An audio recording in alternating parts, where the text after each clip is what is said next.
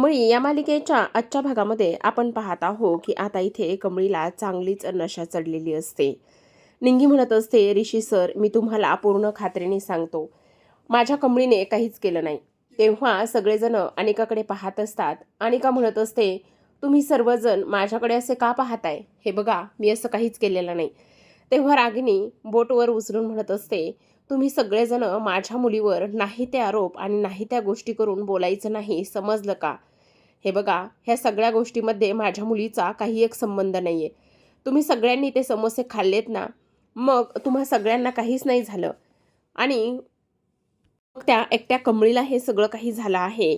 या सगळ्या गोष्टीमध्ये नक्कीच तिची काहीतरी चूक असेल आणि ती तिकडूनच कुठून तरी खाऊन पिऊन आली असेल आणि मुद्दामच इकडे माझ्या बेबीवरती, माझ्या अनिकावरती इथे ती आरोप करत असेल.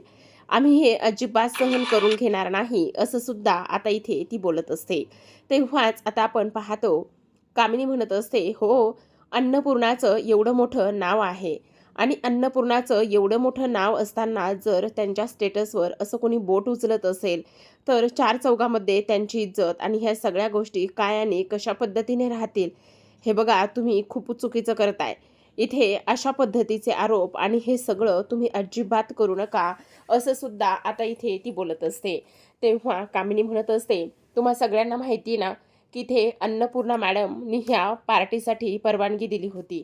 मग जर अन्नपूर्णा मॅडमने ह्या पार्टीसाठी परवानगी दिली असेल, तर इथे ह्या पार्टीमध्ये ह्या सगळ्या गोष्टी इथे होतील का? होणारच नाही आहेत. मी तुम्हाला खात्रीनिशी सांगते, की इथे हे जे काही होतंय ना, हे सगळं काही इथे ही मुलगी मुद्दाम जाणून बुजून ह्या सगळ्या गोष्टी करते आणि इथे माझ्या मुलीला, माझ्या अनिकाला फसवण्याचं ती इथे काम करते, असं सुद्धा आता इथे ती बोलत असते. त्याचसोबत आपण पाहतो, की इकडे आता कमळी म्हणत असते, अगं निंगे, थांब तू, तू सरक बाजूला. मी एका एकाला बघ कसं वटणीवर आणतो तर तू थांब. तेवढ्यातच आता इथे कामिनी पुढे येते आणि कामिनी समोर आल्यानंतर आपण पाहतो, की ती म्हणत असते, तुम्ही कोणीच काही काळजी करू नका. हिला काय बोलायचं आणि काय नाही ह्या सगळ्या गोष्टी मी पाहते. हिला मी माझ्यासोबत घेऊन जाते आणि हिला मी विचारते, की नेमकं काय झाले. मी हिच्याशी व्यवस्थित बोलते. बघा, मी हिच्याशी व्यवस्थित बोलली ना, तर ही नक्की व्यवस्थित बरी होईल. असं म्हणून कामिनी आता इकडे कमळीला अनिकाच्या खोलीमध्ये घेऊन जाते. तिच्या पाठोपाठच कमळी, निंगी, त्याचबरोबर रागिणीसुद्धा दोघीजणी जातात. आता त्या दोघीजणी गेल्यानंतर इथे कमळी बेडवरती पडलेली असते. तिला मात्र काहीच अशुद्ध नसते. तेव्हा कामिनी तिला म्हणत असते, काय गे कमळे, तुला काय वाटलं? तुला आम्ही एवढ्या सहजासहजी सोडू? तुला ह्या पार्टीमध्ये आमंत्रण दिलेलं आहे, तर आम्ही एवढ्या सहजासहजी तुला सोडू आणि माफ करू का? अजिबातच तसं होणार नाही. कारण तुला सुद्धा एक गोष्ट इथे समजायला हवी ना, की तू इथे अन्नपूर्णाच्या घरी येशील. त्याचबरोबर एकदा नाही तर दोनदा तुझ्यामुळे माझा अपमान झालेला होता. फक्त आणि फक्त इथे तुझ्यामुळे माझ्या वहिनीने, माझ्या अन्नपूर्णा वहिनीने माझ्या कानाखाली मारली होती. ही गोष्ट मी अजून तरी इथे कसलीच विसरलेली नाही आहे आणि कधी विसरणार सुद्धा नाही. त्यामुळे तुला ह्या सगळ्या गोष्टी इथे कळायला हव्यात. कळलं का तुला? तेव्हाच आता इकडे कमळीला काहीच बोलायला सुचत नसतं. तेव्हा कामिनी म्हणत असते, आता तर माझा हात इतका चुरचुरायला लागलाय ना, काय सांगू तुला. असं वाटतंय ना, अशी एक तुझ्या कानाखाली ठेवून द्यावी आणि सगळ्या गोष्टीचा बदला वसूल करावा.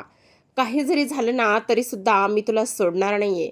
असं म्हणता क्षणी आपण पाहतो, की इकडे आता कामिनी तिच्यावर हात उचलणार. कामिनी हात उचलणार तेवढ्यातच आता इकडे मात्र लगेचच जी काही कमळी आहे ती उठून उभी राहते आणि कामिनीवर ओरडत असते. ती म्हणत असते, हिम्मत नाही करायची माझ्यावर हात उचलण्याची. आणि तेव्हा कामिनी खूपच घाबरलेली असते. तेव्हा दुसऱ्या बाजूला आपण पाहतो, की आता तिथे अनिकासुद्धा आलेली असते आणि अनिका तिथे आल्यावर म्हणत असते, काय मग? काय चाललेलं काय आहे तुझं? सांग ना, बोल, काय चाललंय? तुला आत्ता ह्या सगळ्या काही गोष्टी केल्यावर कसं वाटतंय? मला सांगणार आहेस का तू, की तुला आत्ता कसं वाटतंय म्हणून? तेव्हा इथे आता रागिणीसुद्धा चेकाळलेली असते. ती म्हणत असते, तुला कळतंय का तू कशी वागलीस, काय केलंयस तर? कारण तुझ्यामुळे माझ्या इथे अनिकाला किती आणि कोणत्या गोष्टी सहन कराव्या लागल्यात हे मात्र तुला अजिबात माहिती नाहीये. आज तुझ्यामुळे माझ्या अनिकाचा साखरपुडा तुटलेला आहे. आणि तुला आम्ही एवढ्या सहजासहजी एवढं पटकन सोडू असं वाटतंय का? अजिबातच नाही. तुला आम्ही कधीच माफ करणार नाहीत, ही सुद्धा तेवढीच जास्त आणि महत्त्वाची गोष्ट आहे. आत्ता आपण दुसऱ्या बाजूला पाहतो की अन्नपूर्णाचा इथे नामस्मरणाचा यंत्राचा जप हा सुरूच असतो. त्या कंटिन्यू तो जप इथे करतच असतात. दुसऱ्या बाजूला आपण पाहतो ऋषी म्हणत असतो, नाही, हे सगळं अजिबात आपली कमळी करू शकत नाही. ह्या गोष्टी अजिबात शक्य नाही आहेत. माझा कमळीवर पूर्ण विश्वास आहे, असं सुद्धा तो इथे बोलतो. तेव्हाच आता इकडे अनिका आलेली असते आणि अनिका म्हणत असते, गावछाप, तू तू खूपदा माझ्या मध्ये मध्ये येण्याचा खूपदा प्रयत्न केलायस, पण तुला एक गोष्ट सांगू का, मी तुला अजिबात माफ करणार नाही. आणि माझ्या ग्रॅनी आजीचा तुझ्यावर खूप जास्त विश्वास आहे ना, मग आता मी तुला एक गोष्ट सांगते. आत्ता तुला मी त्यांच्यासमोर घेऊन जाणार आहे आणि सांगणार आहे की बघ आता इकडे ही जी काही कमळी आहे ना ती कशी वागते म्हणून. तेवढ्यातच आता कमळी उठते आणि कमळी उठल्याबरोबर इथे अनिकाच्या सनकण एक कानाखाली वाजवत असते. आता अनिकाच्या सनकण एक कानाखाली वाजवल्यानंतर मात्र अनिका तर फक्त आणि फक्त तिच्याकडे पाहतच असते. कामिनी म्हणत असते, अगे डोक्यावर पडलीस का, तुझी हिंमत कशी झाली इथे माझ्या मुलीवरती हात उचलण्याची. आता तेव्हा लगेच कमळीसुद्धा त्या कामिनीचा हात पिरगाळते आणि तिला म्हणत असते, काय गे कडू आजी, तुम्ही मला कुठे घेऊन जाणार आहात, तुम्ही मला तिकडे तिकडे घेऊन जाणार आहात आणि सगळ्या गोष्टी तुम्ही सांगणार आहात असं वाटते का तुम्हाला. तुम्ही चलाच आणि इथे सांगूनच दाखवा, कोणाला सांगताय चला बरं. आता ती इथे बोलत असते आणि तेव्हा इथे जी काही अनिका आहे ती इथे पुढे पळत असते. त्याचबरोबर कामिनी रागिनी सुद्धा पुढे पळत असतात. तर आता कमळी मात्र त्यांच्या पाठी पळत असते. आता ह्या सगळेजण हॉलमध्ये येऊन पोहोचलेले असतात आणि सगळेजण हॉलमध्ये येऊन पोहोचल्यानंतर आपण पाहतो की कमळी पाठी लागलेली असते. कमळीच्या हातामध्ये एक झाडू असतो आणि इकडे ती म्हणत असते, कुठे जाताय तुम्ही, मला सुद्धा पाहायचं आहे की तुम्ही कुठे जाताय म्हणून. आणि तेव्हा लगेच आता कमळी तो झाडू हातामध्ये घेते आणि ऋषी मात्र हे सगळं काही पाहतच असतो. ऋषीला तर आता इकडे खूपच मोठा धक्का बसतो. तो म्हणत असतो, अगं कमळे काय करतेस तू. तेव्हा कमळी म्हणत असते, ह्या तिघींना सुद्धा मी आता चांगलंच लाईनमध्ये उभं करणार आहे. काही जरी झालं ना तरी सुद्धा इथे मी ह्या तिघींना सुद्धा अजिबात सोडणार नाही, असं सुद्धा इथे आता ती बोलत असते. ह्या सगळ्या काही गोष्टी इथे ती बोलल्यानंतर आता लगेचच कमळी म्हणत असते, आता ह्या तिघी नाचणार आहेत, ह्यांनी मला नाचवलंय ना, आता मी ह्या तिघींना सुद्धा नाचवणार आहे, असं इकडे ती बोलते. त्यावर कामिनी म्हणत असते, तू काय डोक्यावर पडली आहेस का, तू आम्हाला नाचवणार. तेव्हा ती लगेचच म्हणत असते, हो, मी तुम्हालाच नाचवणार आहे. तुम्हाला बघायचं आहे का की तुम्ही कशा नाचता, मी तुम्हाला नाचून दाखवू का. हे बघा, नाचायचंच आहे, चला चला तिघीजणी सुद्धा उभ्या राहा. आणि तेव्हा इकडे ती खूपच विचित्र विचित्र पद्धतीने त्यांना सगळं काही बोलत असते.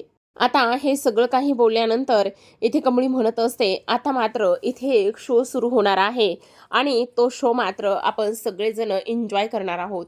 इथे आता न्यू इयरची पार्टी रंगलेली आहे आणि त्याच न्यू इयरच्या पार्टीचं इथे सेलिब्रेशनसुद्धा सुरू आहे, असं सुद्धा आता इथे ती बोलत असते. आता ह्या सगळ्या काही गोष्टी इथे बोलल्यानंतर आपण पाहतो की रागिणीला तर काय बोलावं काय नाही ह्या गोष्टी अजिबात समजत नसतात आणि ती फक्त पाहतच असते. तेव्हा कमळी म्हणत असते, नाचा नाचा. तर आता रागिणी म्हणत असते, कसं नाचायचं काय करायचं तेच काही कळत नाही. तेव्हा लगेच आता आपण पाहतो की इकडे अनिका म्हणत असते, पण आम्ही विदाऊट गाण्याशिवाय कसं नाचणार आहोत. मात्र इकडे जी काही कमळी आहे ती कमळी मात्र खूपच जास्त खुश झालेली असते आणि ती म्हणत असते, खरं तर ही पोरगी एक नंबर बोलायला लागलेली आहे, ह्या पोरीला तर मानलंच पाहिजे. दुसऱ्या बाजूला आपण पाहतो की राजनला वाटत असतं, आईचा हा जो काही इथे जप सुरू आहे तो जप मात्र इथे आता पूर्ण होऊ देत. काही जरी झालं ना तरीसुद्धा ह्या जपामध्ये कसलंही खंड पडायला नको, असं सुद्धा इकडे आता तो बोलत असतो. त्याचसोबत आपण पाहतो की इकडे तो म्हणत असतो, आज मात्र इथे काही जरी झालं ना तरीसुद्धा आमची मोठी नात आणि त्याचबरोबर गौरी आणि त्याचसोबत इथे माझी मुलगी दोघीही भेटू देत. कमीत कमी आज तरी इथे माझ्या आईच्या ह्या इथे जे काही तपश्चर्या करते, जो काही ती इथे जप म्हणते, मंत्र म्हणते, त्या सगळ्या गोष्टीला इथे आता यश येऊ दे असं राजन म्हणत असतो.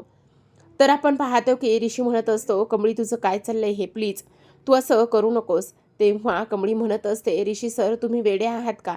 तुम्हाला कळतंय का?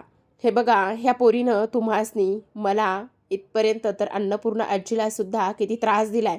मग मला सांगा एवढा सगळा त्रास देऊन सुद्धा आपण इथे गप्प बसायचं का? नाही गप्प बसायचं. ह्या पोरीला तिच्या त्या सगळ्या गोष्टींचं इथे प्रायश्चित्ते आणि फळ आणि त्याचबरोबर त्याची सगळ्या गोष्टींची शिक्षा ही तिला मिळलीच पाहिजे. नाही, आता आपण गप्प बसायचं नाही. कारण आपण किती दिवस आणि कशा पद्धतीने गप्प बसायचं? कळतंय का आपण इथे हिला किती सहन करतोय? आपण इथे हिला एवढं सहन नाही करू शकत. असं सुद्धा आता इकडे ती बोलत असते. ह्या सगळ्या काही गोष्टी इथे बोलल्यानंतर आपण पाहतो की इकडे लगेचच इथे कमळी म्हणत असते, चल ग ये लवकर इथे पुढे ये. तू तिकडे काय करत आहेस? तुला इथे पुढे येऊन नाचायचं आहे. तेव्हा लगेच आता रागिणी कमळीला धक्का देते आणि म्हणत असते, अगं ए काय करतेस? आणि का खाली पडते आणि तेव्हा ती म्हणत असते, अगं आई तू वेडी आहेस का मॉम? तुझं काय चाललंय हे? मी पडले ना मला लागलं. तेवढ्यातच आता कमळी म्हणत असते, चल आता उभी राहा. मी जे काही पाठीमागे बोलन ते माझ्या मागे बोलायचं. तेव्हाच अनिका म्हणत असते, मी काय तुला घाबरते की काय? मी तुझ्या पाठीमागं नाही बोलत, मी तुझ्या तोंडावर बोलू शकते. तेव्हाच लगेच आता कमळी म्हणत असते, खरंच ही पोरगी ना डोक्यात अगदीच मॅड आहे. हिला तर काय बोलावं काय नाही ह्या गोष्टीसुद्धा अजिबात कळत नाही आहेत. खरंच मॅड आहे ही. चल मग आत्ता इथून पुढे असं बोलायचं, मी कमळीला त्रास दिला आणि मीच कमळीच्या इथे फूडमध्ये गुंगीचं औषध मिक्स केलं. तेव्हा अनिका उठाबशा घालताना म्हणत असते, कमळीच्या समोस्यामध्ये मीच गुंगीचं औषध मिक्स केलं. आता मात्र अनिकाने स्वतःच्या गुन्ह्याची कबुली दिलेली असते. केलेले कारनामे तिने इथे सर्वांना सांगितलेले असतात. तेव्हा सगळ्यांना खूपच मोठा धक्का बसलेला असतो. कारण अनिका बोलून गेलेली असते की मीच कमळीच्या समोस्यातून तिला गुंगीचं औषध दिलं म्हणून. तर पाहत राहा कमळी.